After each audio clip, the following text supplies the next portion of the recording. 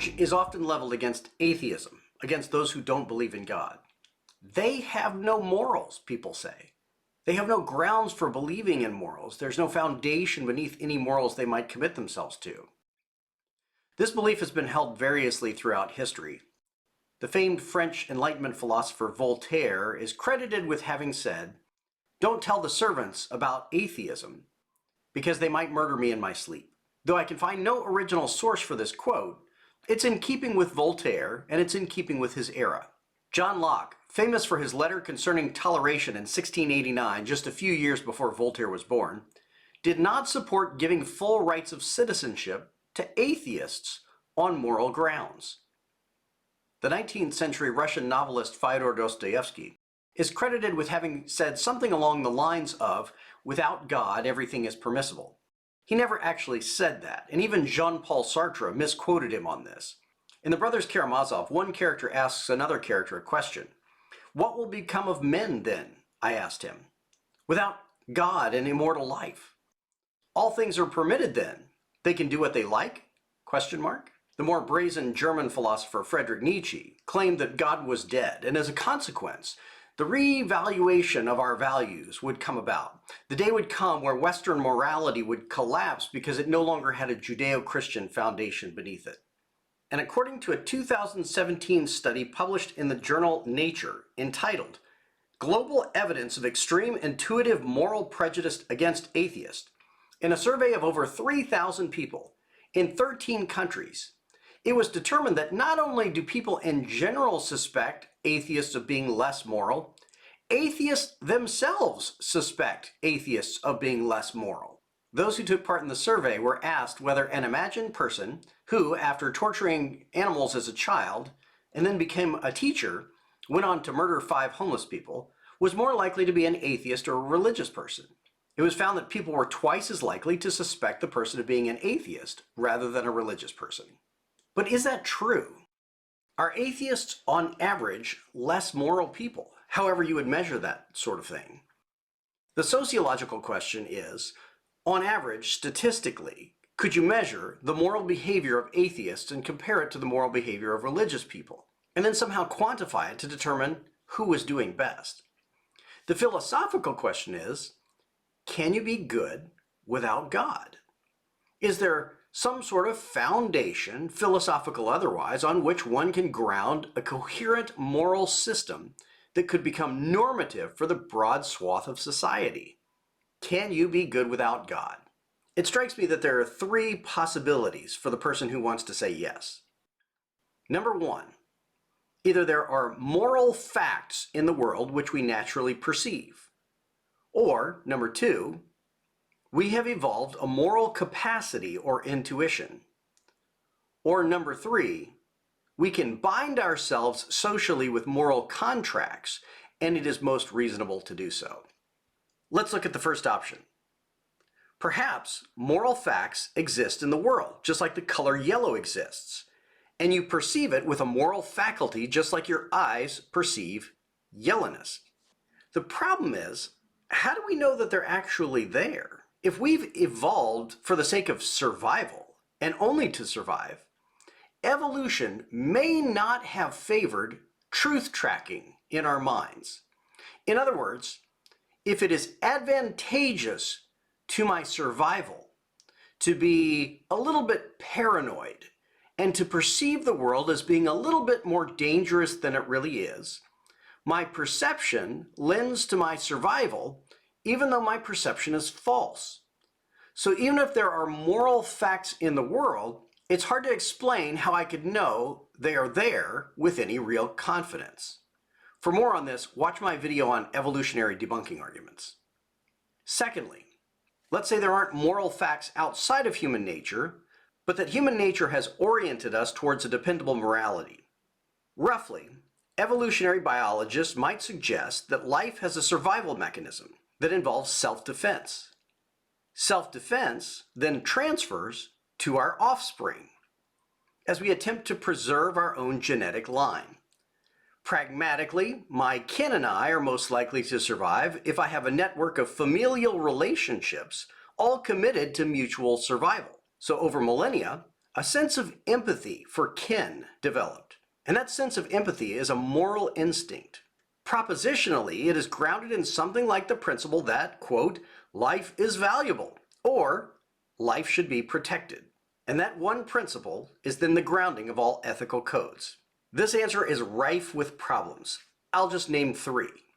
Number one, the mere idea that I evolved to preserve my own genetic offspring has no fundamental explanation. Why should I want my genetic matter in another being to survive? Much less, why should that instinct have evolved before I had a fully cognitive mind that could think through it philosophically? Furthermore, there are instances in nature where that just doesn't play out. Among animals that may eat their own offspring are included insects, birds, reptiles, amphibians, dogs, cats, bears, and even primates. Whatever evolutionary instinct is there isn't foolproof. A second problem is that tribal loyalty is in no way translated into a metropolitan morality in which I care for anyone outside of my own tribe, which is usually the goal of moral theories. If the bottom line of evolution is that I should fight to protect my own family, that only goes to create a system in which a world of tribes is at war with one another, which is not an incredibly inaccurate description of human history. It's just not what most moral systems are shooting for. A third problem, which would come from people like G.E. Moore and David Hume, is that there is no reason why an evolutionary inclination to morality should in any way be binding. In fact, all morality involves curbing natural instincts. Moral systems would insist that though I feel a natural inclination to kill the person I'm mad at, I shouldn't, even if it is a natural tendency crafted through the evolutionary process. But if I can deny or restrain that instinct, then I can deny the moral instinct as well. There's nothing that takes something natural and makes it moral. It's just an instinct. That's what G.E. Moore called the naturalistic fallacy, or what David Hume referred to as the is-ought problem. Hume put it this way: in every system of morality which I have hitherto met with, I have always remarked that the author proceeds from some time in the ordinary way of reasoning and establishes the being of a god, or makes observations concerning human affairs, when of a sudden I am surprised to find that instead of the usual copulations and propositions, is and is not, I meet with no proposition that is not connected with an ought or ought not. This change is imperceptible, but is, however, of the last consequence. For as this ought or ought not expresses some new relation or affirmation, it's necessary that it should be observed and explained. And at the same time, that a reason should be given for what seems altogether inconceivable, how this new relation can be a deduction from others which are entirely different from it. But as authors do not commonly use this precaution, I shall presume to recommend it to the readers, and am persuaded that this small attention would subvert all the vulgar systems of morality, and let us see that the distinction of vice and virtue is not founded merely on the relations of objects, nor is it perceived by reason. If we can't found morality on moral facts that exist in the world, nor on some kind of evolutionary process that left us with morality, perhaps social contracts is the answer. Social contract theory, or moral contractualism, claims that we can come to moral agreements on the whole as a society, and that that is the most reasonable thing to do. T.M. Scanlon, a professor of both Princeton and Harvard, defined contractualism this way: an act is wrong if its performance under certain circumstances would be disallowed by any set of principles for the general regulation of behavior that no one could reasonably reject as a basis for informed, unforced, general agreement. So for instance, torturing a child for fun is something that would be prohibited by any set of general principles for behavior that no one could reject. If we mutually recognize that an action is unjustifiable, then it is wrong. This might be the most appealing of the groundings of morality outside of God, but there are three major problems with this theory. First, it assumes that life is valuable, That is taken as a presupposition, though it is never justified. So, in essence, it is a moral theory with an unsubstantiated and perhaps question-begging premise. It can't prove that we have a reason for being good without God. It only proves that we start by assuming that something is good, that being life or human life, and then we can develop mutually agreed upon systems out of that foundation. The second problem is that that foundation is truly up for grabs today. Believe it or not, there is a modern strain of philosophical thinking called antinatalism, which argues against procreation for reasons such as overpopulation and overall negative consequences of human life, so that more people should not be brought into existence.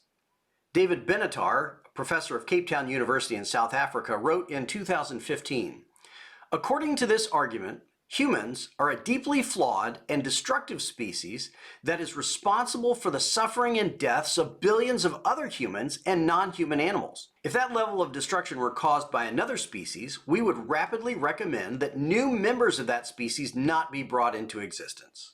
Thirdly, and most obviously, when the chips are down, there's very little reason for me to maintain any sort of contracts I've committed to. Let's say that I'm tending to my next-door neighbor, an elderly adult close to death. She possesses a great fortune and has no heirs or designated beneficiaries. One day I find her deceased in her kitchen, and she has left all of her bank information and passwords on the table. I happen to know that the management of her bank is under intense scrutiny for ethical violations, as is the government of the state we live in, either of which might stand to claim some of her estate. Now, taking her money and transferring it to my own bank accounts would be stealing, by all accounts. And stealing is something I have previously agreed is opposed to my own moral views. I've contracted not to steal. However, I feel like it would be the best use of her money, so here I make an exception to my moral rules, and I take the money and run.